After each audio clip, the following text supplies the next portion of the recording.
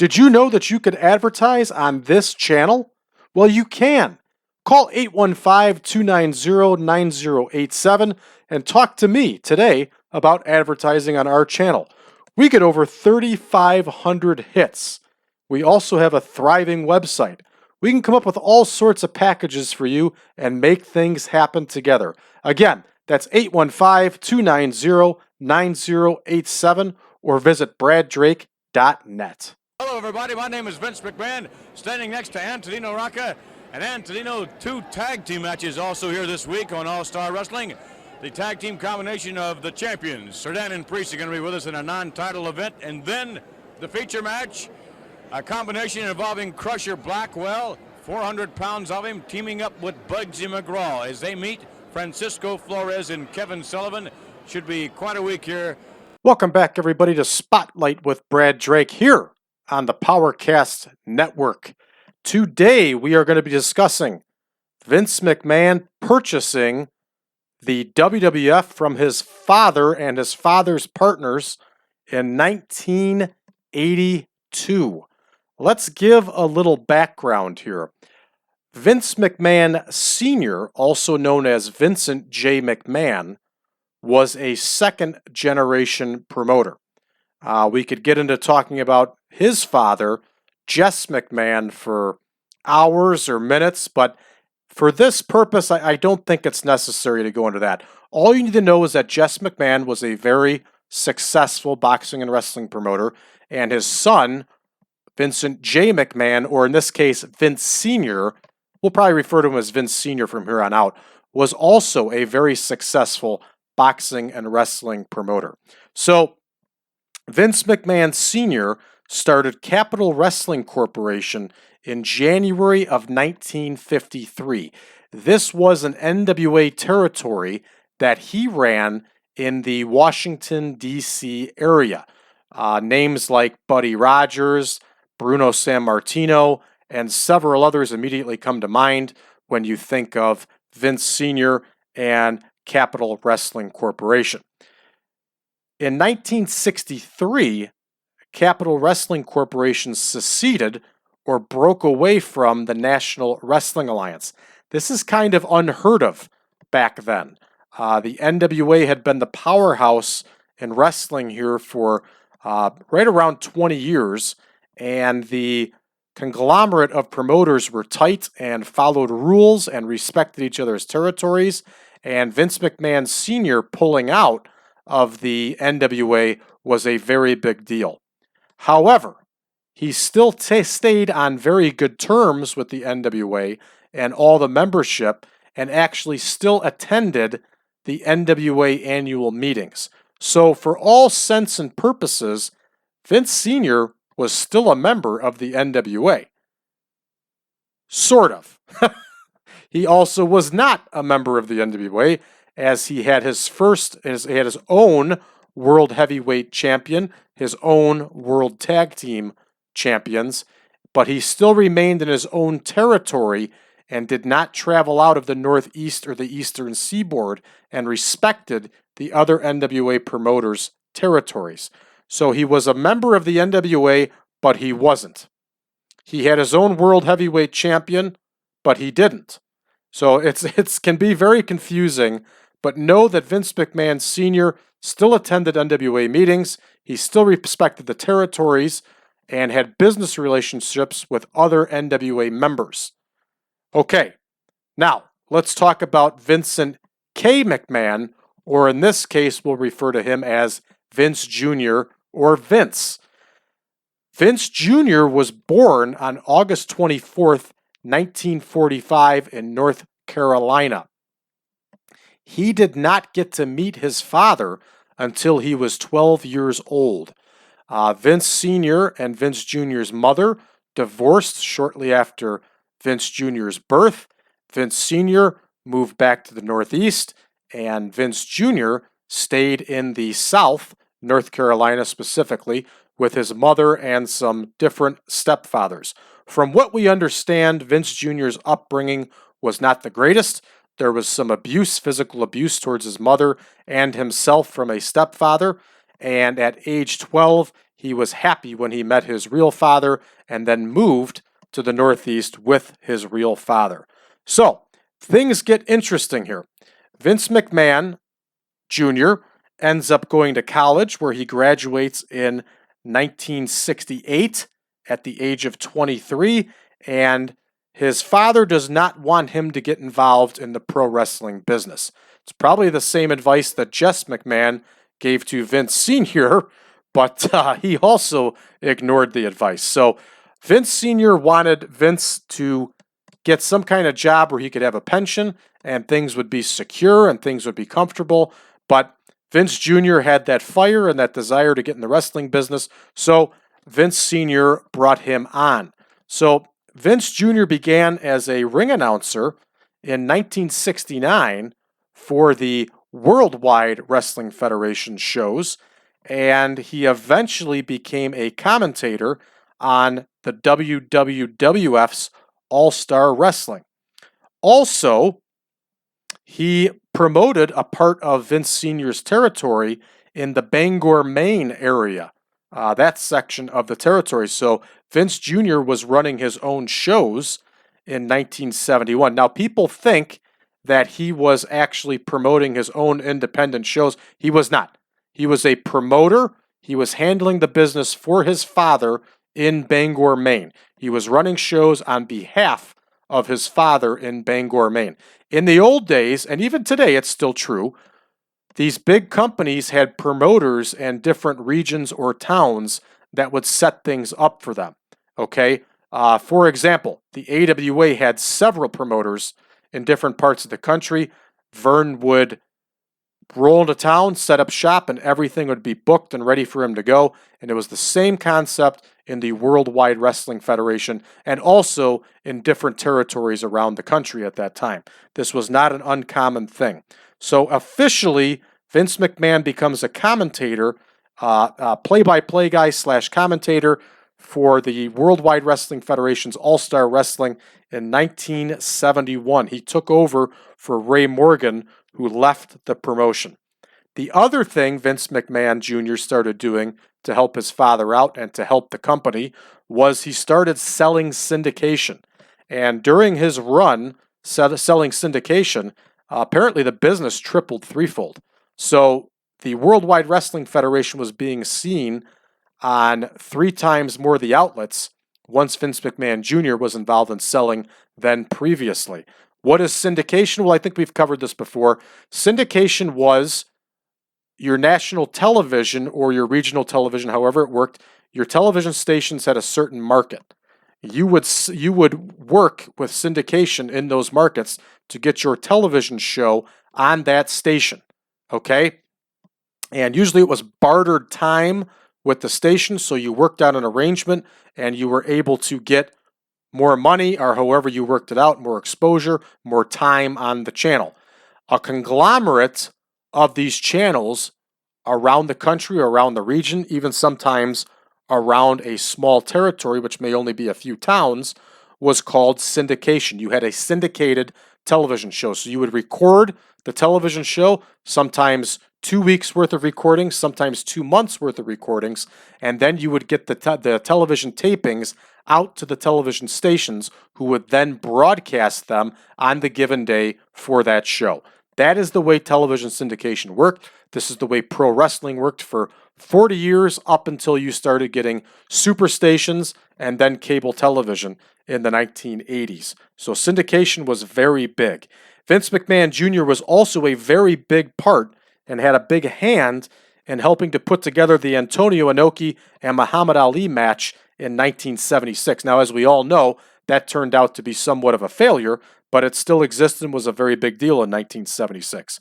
The Worldwide Wrestling Federation was renamed the World Wrestling Federation in 1979 at the encouragement of Vince Jr. He wanted his dad to simplify the name, and of course it ended up happening and working that way.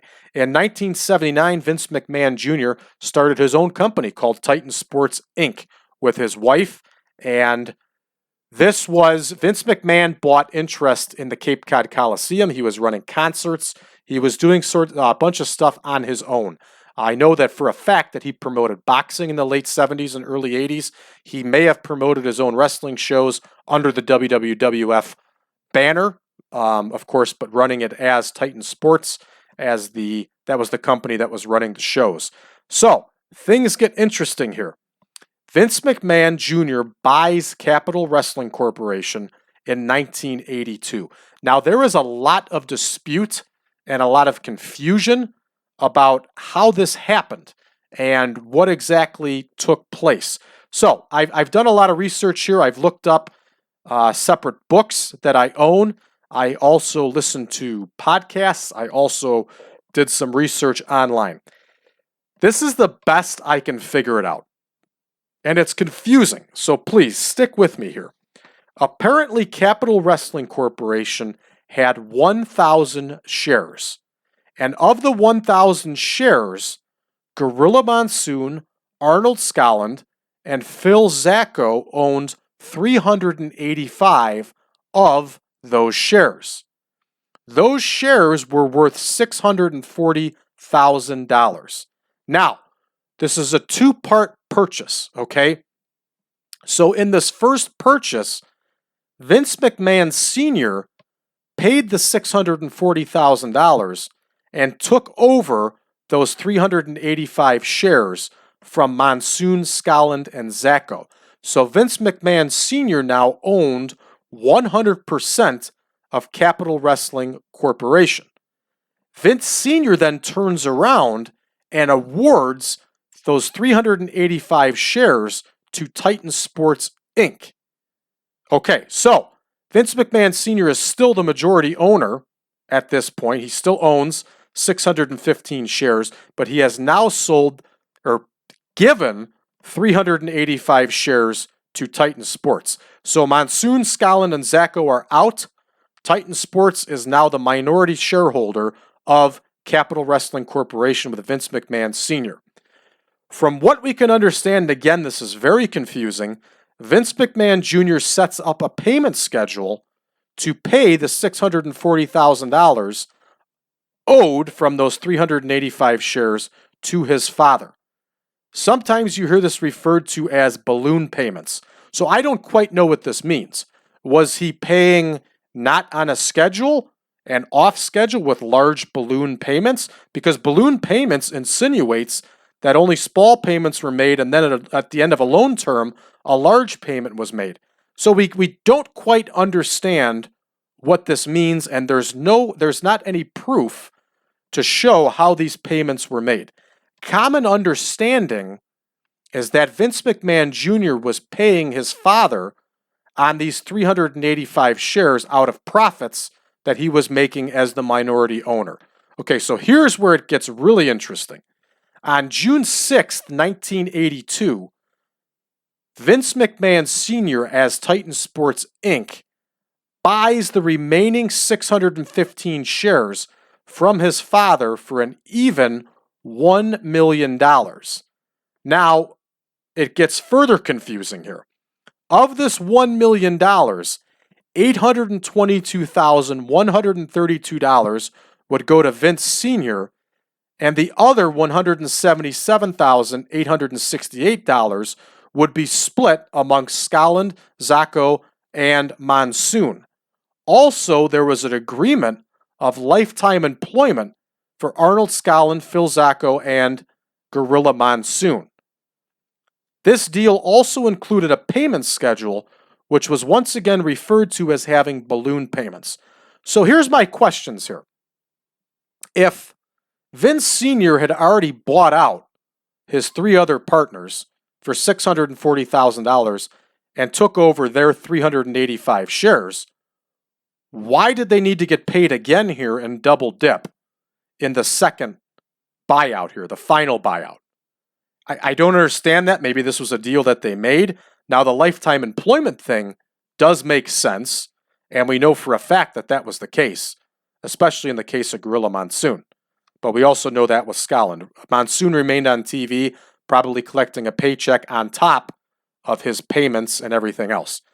So, the agreement of this final sale apparently had a clause that if McMahon failed to make payments at any given time, the company would then revert back to the original 4 owners. Okay, so that's all good and dandy. But my question is, did Vince Jr. ever even pay anything out of pocket originally? It looks like his old man covered him.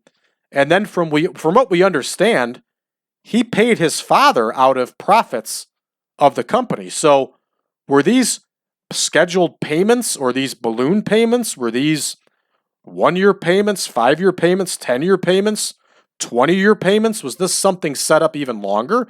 Because at this point, he only owes his dad the money. His dad already bought out the other partners. So we don't quite understand how this works. Now, Vince McMahon Sr. passed away in 1984. So this is only 2 years after Vince Jr. has bought the company. So this raises a reasonable question here of, did Vince Sr. ever even get his money from Vince Jr.? Did he ever even recoup the full amount? When he passed away, did his estate receive these other payments? Or was that just it? Because if that's the case, Vince McMahon Jr. got one heck of a deal here in this buyout and really made out like a bandit.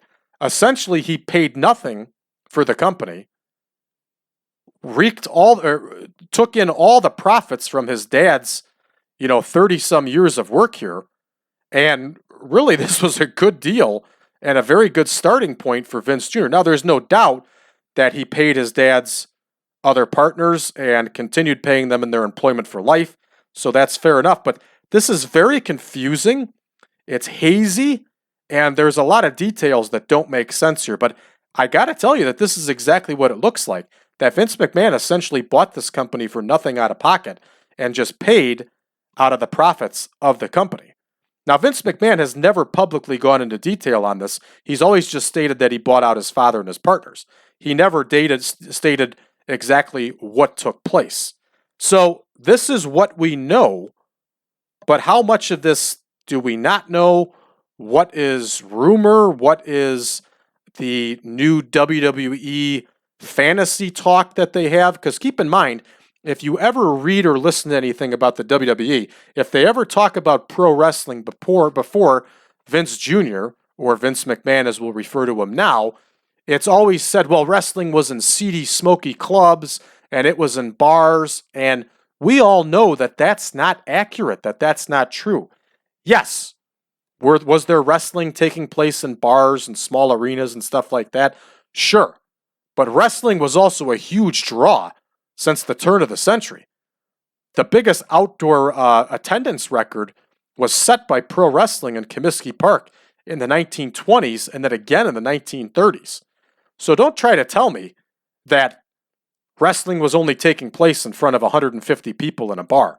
It's just not true, and it's just not accurate, and that's folklore that the WWE tries spreading these days to build up, the monumental legend of Vince Jr. And frankly, it's disrespectful to Vince's father and grandfather. It's also disrespectful to Jim Crockett Sr. It's disrespectful to all the old-time promoters, all the way up to including Mid-South Wrestling under Bill Watts, and even out of Pacific Northwest Wrestling, Don Owen. This is disrespectful to all these men that ran successful wrestling companies for 20, 30, and in the case of Don Owen, 50 years. So, this is what we know about the sale. This is what I've learned through research. We don't know what's rumored. We don't know what's factual. But this is the little bit of information we do have and that we do know based on the sources that I've read. So thanks for tuning in, everybody, to this episode. Once again, I'm Brad Drake. This was Spotlight with Brad Drake. And this and all our other shows are available early on Patreon. Patreon.com/PowerCast Network. Thanks for tuning in, everybody. We'll see you next time. And I hope that you enjoy the audio footage here of Vince McMahon in action as a commentator and play-by-play man. Ladies and gentlemen, standing to my left, the Grand Wizard of Wrestling. And standing to his left, suppose you could say the greatest physique in professional wrestling today, Superstar Billy Graham. Not suppose you can say, McMahon, in the many years that you have been associated with professional wrestling, can you honestly take a look at Superstar Billy Graham and tell me you have ever seen a finer specimen of fighting manhood, a greater wrestling machine than this man has? Take a look at the muscles on this man, McMahon. Look at the back. Look at the back, not just the front, McMahon, the back. You must admit, this is the greatest you have ever seen in your life. The proverbial expression in this case is true. Superstar Billy Graham has muscles he hasn't even flexed yet. And now, out of the goodness of his enlarged, big, mammoth heart, Superstar Billy Graham has consented just this one time, depending on how your demeanor is. He has condescended to personally speak to you, and I hope you consider this the great honor that it is. Mr. Graham? I don't want you to ask me any questions. I want to ask you a question. How does it feel right now? You, how do you feel for the first time in your life, standing, actually talking, actually holding a microphone, actually interviewing Superstar Billy Graham? Tell me the truth. Are you not mesmerized? Are chills not going up and down your skinny little spine? Are your boots not shaking? Actually standing this close to the body. By the way, don't touch me. Don't ever touch my arm. Don't ever touch my body. I want to know one other thing. Not only you.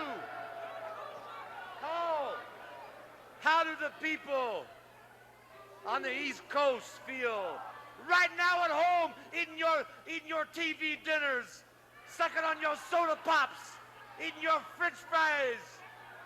How do the women feel, the ladies right now looking at this body?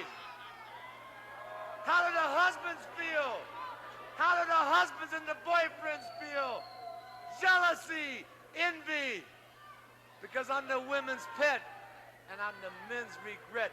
But most of all, I want to know one thing, brother. I want to know how Bruno Sammartino feels right now, sitting at home in his overstuffed easy chair. Bruno Sammartino, Superstar Billy Graham, the superstar, the man of the hour, the man with the power, the man that's too sweet to be sour, is talking to you. Fat pot belly, out of shape, white skin. Do you see this suntan, Sammartino? This is a California suntan. I got this suntan in Death Valley where it's 150 degrees, running in the desert every morning, lifting thousands of pounds, training hours on end without stopping, drinking mineral water, eating all my steaks raw. I don't even cook my meat. For one reason, Sammartino, for you. I know you paid. Listen to this, everybody. Drop that chicken bone, quit eating that turkey leg. Listen to me. Drop that icy. I know the man, and this man, the Wiz, an out-of-sight manager for an out-of-sight body. He knows it, I know it, and you, punk, you know it, that Bruno Sammartino has paid the promoters of the East Coast to keep me off of the East Coast. And Bruno Sammartino refuses to come to California, refuses to come to Texas, refuses to come to Minnesota to meet the superstar. But brother, it's all over. I am here in living color, Technicolor. And if you don't have a color television, go out and hawk your car and buy a color TV so you can see Superstar Billy Graham in living color. An extraordinary physique is one thing, wrestling ability is quite another. You have seen the example of Superstar's wrestling ability. You know what this man can do. You know deep down in your heart, he is the next Worldwide Wrestling Federation heavyweight champion, Superstar Billy Before I Graham. go, before there's a commercial, wait a minute, before we go.